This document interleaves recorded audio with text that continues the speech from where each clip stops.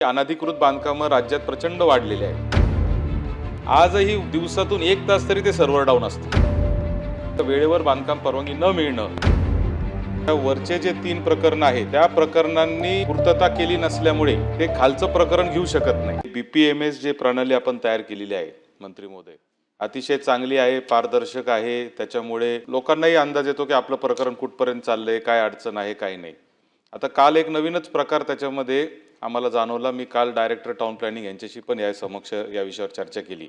माझंच एक वैयक्तिक बांधकाम परवानगीचं प्रकरण होतं आणि ज्यावेळेस आम्ही उपविभागीय अधिकाऱ्यांकडे गेलो त्यावेळेस असं लक्षात आलं की माझ्या वरचे जे 3 प्रकरण आहेत त्या प्रकरणांनी पूर्तता केली नसल्यामुळे त्रुटीची ते खालचं प्रकरण घेऊ शकत नाही। आता त्या माणसाला किरकोळ पैसे भरायचे होते काहीतरी, पण तो माणूस गेले 10 दिवस येतच नाहीये तो वरचा।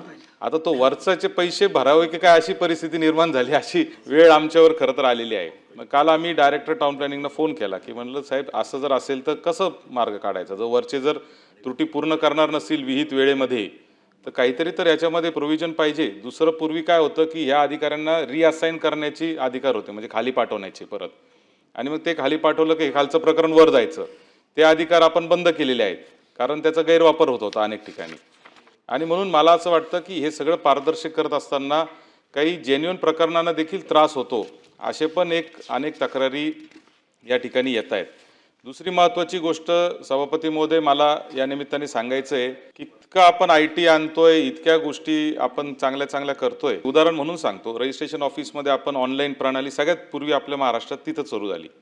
आजही दिवसातून 1 तास तरी ते सर्व्हर डाऊन असतं। तसंच BPMSचं पण आहे। वारंवार सर्व्हर डाऊन असण्याचे, वेबसाईट न चालण्याचे जे प्रकार होत आहेत हे मला असं वाटतं की ह्याच्यावर कुठंतरी काम झालं पाहिजे। कारण आज आपल्याला माहिती आहे की अनधिकृत बांधकामं राज्यात प्रचंड वाढलेले आहेत आणि त्याचे जर कारणं जर बघितले विविध प्रकारचे, त्यातलं एक कारण हे पण आहे की वेळेवर बांधकाम परवानगी न मिळणं, ह्यामुळं पण लोक वैतागून जातात आणि बांधकाम चालू करून टाकतात।